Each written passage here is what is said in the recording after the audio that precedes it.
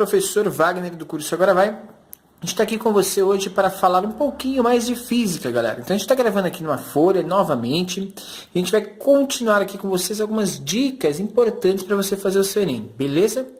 Nessa aula de hoje, a gente vai falar um pouquinho sobre energia. Energia, ok?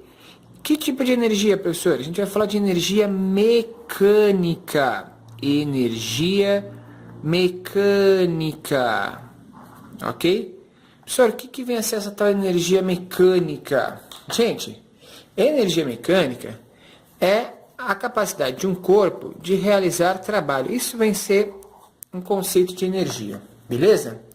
Beleza, professor. Como que eu calculo, como que eu trabalho essa relação de energia mecânica? Bom, como o próprio nome diz, energia vem da ideia de trabalho realizado por um corpo. O que é o trabalho? Então, vou tentar explicar para você primeiro o que é esse tal de trabalho, certo? Que eu vou representar ele pela letra tal, letra grega tal. O trabalho, ele é a relação entre uma força capaz de realizar um deslocamento. A energia consumida, a energia gasta nesse processo é o que a gente chama de trabalho. Então, o trabalho é a energia consumida para alterar o estado de um sistema, ou seja, aplicar uma força e provocar um deslocamento neste sistema, certo? Claro que, nesse caso, a gente está falando de força constante. Tranquilo? Então, não é qualquer força. A força aqui é constante. Se a força for constante, show de bola, cara. Tamo dentro. E o deslocamento, ele também tem que ter a mesma relação de direção. Ok? Mesma direção em relação à força, para a gente poder aplicar essa formulinha aqui. Se não, a gente vai ter que alterar um pouquinho, certo? Por quê? Porque às vezes a gente realiza um trabalho e nem toda a força utilizada é responsável pelo trabalho realizado. Tranquilo? Vai dar uma pequena oscilação aí na câmera, mas fica tranquilo que eu acho que o que é importante a gente pegar o conceito, certo? Então, ó, essa formulinha se aplica à força constante. A gente vai ter a mesma relação de direção para força. E com este sistema, a gente consegue aplicar os conceitos. Por quê? Porque se a força e o deslocamento não tiverem a mesma direção, a gente vai ter que fazer força vezes deslocamento vezes o cosseno do ângulo entre esses dois elementos, certo? Seria mais ou menos eu dizer para você o seguinte, ó, presta bem atenção. Eu tenho aqui um plano, tem um bloquinho nesse plano, e eu estou aplicando uma força com um determinado ângulo, certo? Se eu for decompor essa força, gente, presta bem atenção. Se eu for decompor essa força, fazer a relação de decomposição vetorial aqui, só a representação, eu vou decompor essa força na horizontal e na vertical, porque pela regra do paralelogramo, a soma dessas duas forças daria a força original. Então aqui eu teria a parcela vertical dessa força e a parcela horizontal dessa força, ok? Se o deslocamento do corpo for na horizontal, a única parte da força responsável por esse deslocamento é a força X. Então eu teria que fazer o quê? Achar esse componente. Como tem um ângulo aqui, ângulo θ, e esse aqui é o cateto adjacente, o cateto adjacente sobre a hipotenusa dá o cosseno. A gente cairia exatamente nessa equação. Ou seja, é o trabalho de Fx nesse sistema. Cuidado, porque se o movimento fosse na vertical, o trabalho seria o trabalho de Fy, certo? Como a gente fala que trabalho é gasto de energia, a unidade de medida de trabalho... A unidade de medida de trabalho,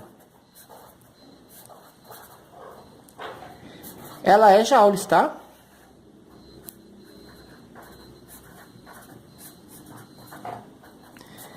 Então, a gente mede trabalho em joules.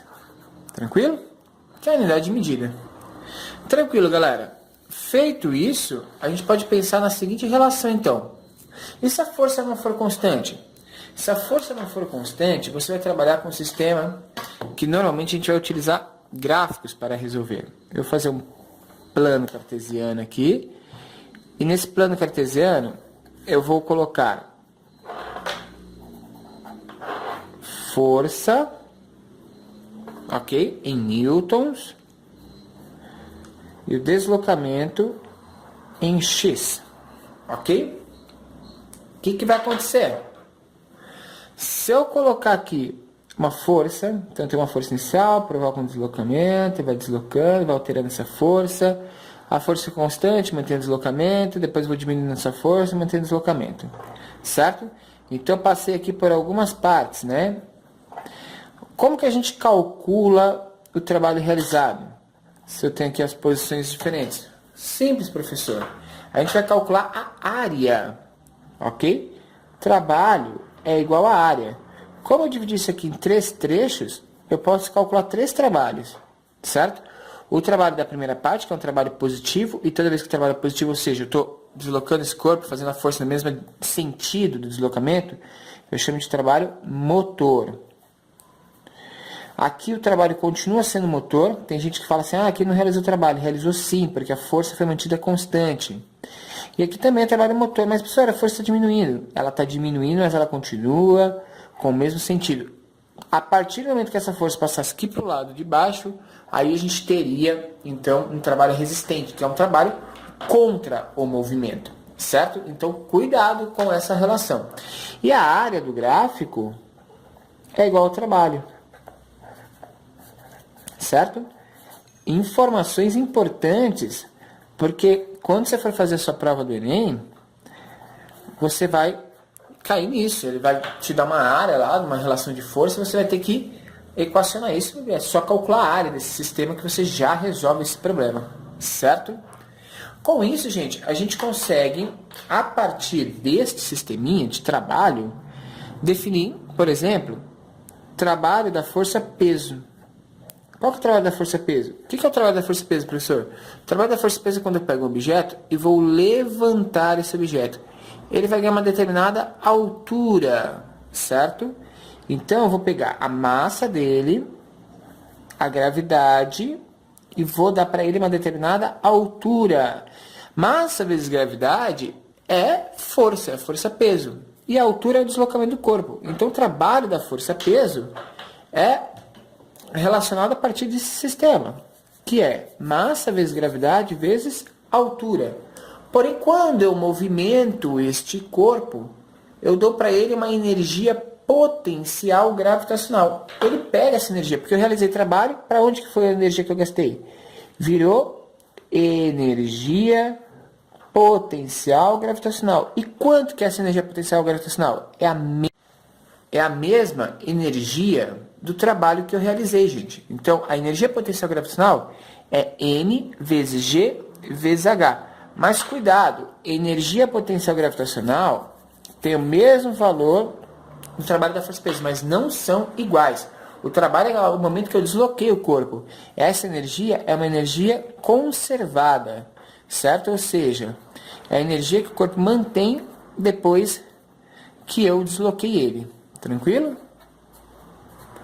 Qual que é a relação, professor? Para ter energia potencial gravitacional, eu preciso ter altura. Para ter energia potencial gravitacional, eu preciso ter altura, certo? A partir deste modelo, aí a gente pode configurar um sistema legal, certo? Por quê?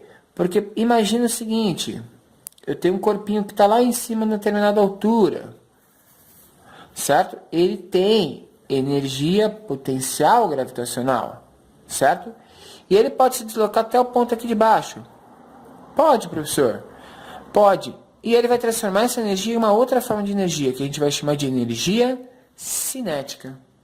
O que é a tal energia cinética? A energia de movimento. Energia cinética, ela vai ser calculada como mv² dividido por 2. Se esse sistema for conservativo, ou seja, não tiver forças dissipativas que atrapalhem esse movimento, a gente vai conseguir transformar essa energia potencial gravitacional em energia cinética, certo? Que vai ser relacionada a partir disso.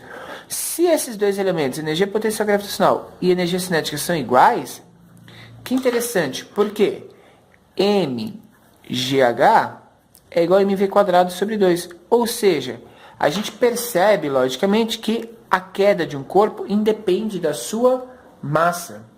Ok? G é a aceleração gravitacional, H é a altura, 2.